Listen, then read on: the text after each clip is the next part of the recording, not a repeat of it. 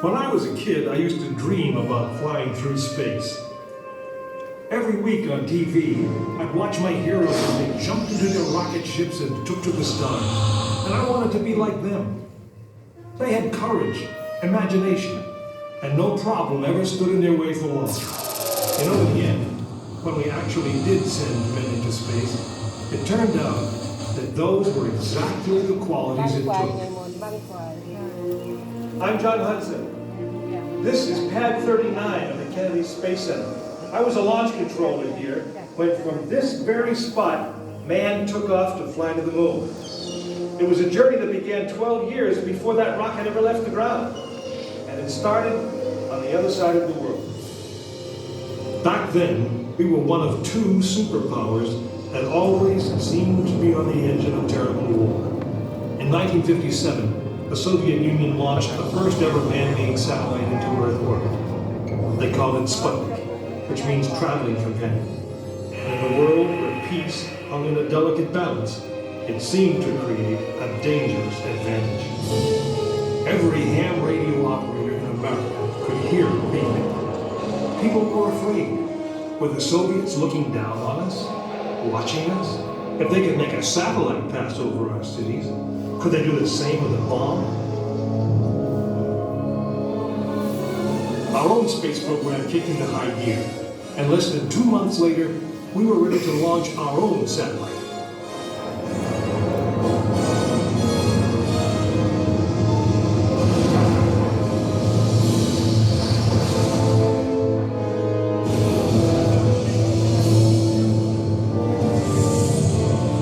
It was being called the space race, and we were running a distant second. In 1961, we fell even further behind. Soviet cosmonaut Yuri Gagarin became the first man into space, circling the world in just 89 minutes. We had our own astronauts, and they were eager and ready to take the big ride. But our manned space program couldn't seem to get off the ground. We stuck with it, and on May 5th, 1961, things finally started going right. Astronaut Alan Shepard took his ship Freedom 7 6.5 miles into space. America had its first space hero. Just a few days later, our space program received a new challenge. But this one did not come from the Soviet Union. It came from our young president. In one inspiring moment, he changed the mission from one based in fear of the present to one of hope for the future. But why, some say, the moon? Why choose this as our goal? And they may well ask, why climb the highest mountain? Why, 35 years ago, fly the Atlantic? Why does Rice play Texas? We choose to go to the moon. We choose to go to the moon.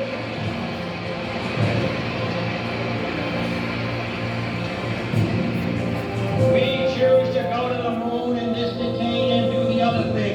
Not because they are easy, but because they are hard.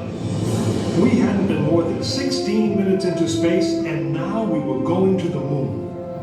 We would have to design a rocket the size of a 36-story office building, put it together with the precision of a microscope, and accelerate it to the speed of a bullet. Then we would have to guide it to a moving target 250,000 miles away.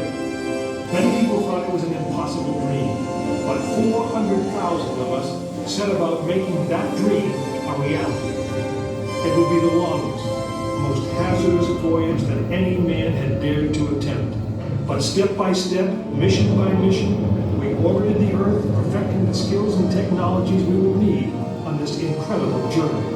Our astronauts practiced maneuvering, docking, and the 1,000 other tasks that would comprise the moon mission. We created new alloys, lighter and stronger than anything seen before. We designed communication systems that would be reliable over the vast distances. And behind it all, we tried to perfect the rocket that would be powerful enough to punch out of Earth orbit and take us to the moon.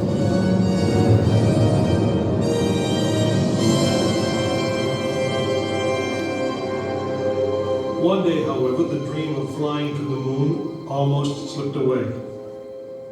It was January 27, 1967. Astronauts Virgil Gus Grissom, Edward White, and Roger Chaffee were on board Apollo 1 for a plugs-out test, a full-scale dress rehearsal for the actual launch. Suddenly it happened. There was a fire in the capsule. 3 men whose lives had been in our hands were lost. Surely the opening vistas of space promise high costs and hardships, as well as high reward. But this country of the United States was not built by those who waited and rested and wished to look behind them. After Apollo 1, some thought we'd failed, and that the moon was out of our reach. But we owed it to those men to learn from their sacrifice and to carry on. We started taking the Apollo vehicle apart, piece by piece. Was the design flawed? Had safety been compromised? Tough questions. And we spent 1.5 years redesigning the spacecraft so that no astronaut's life would ever be at risk because we overlooked something, or because we could have done something better. A moon rocket is 91% high explosive, and it goes into the most unforgiving, hazardous environment there is. We could never make it risk-free, and the men who flew them knew that. We didn't send men into space again until Apollo 7 orbited the Earth testing some of the new design. When everything worked perfectly, the decision was made. The next mission would travel to the moon. It was mankind's destiny to leave the shores of our planet behind and strike out across the vast ocean of space. In the great span of our history, now was the time that we could. Now was the time that we would. We stood on the eve of the longest, most dangerous journey that any man had ever undertaken. And it would be taken by Frank Borman, James Lovell, and William Anders, the crew of Apollo 8. Through those doors, you'll find the firing room, launch control, just as it was on December 21st, 1968. Please gather all of your belongings.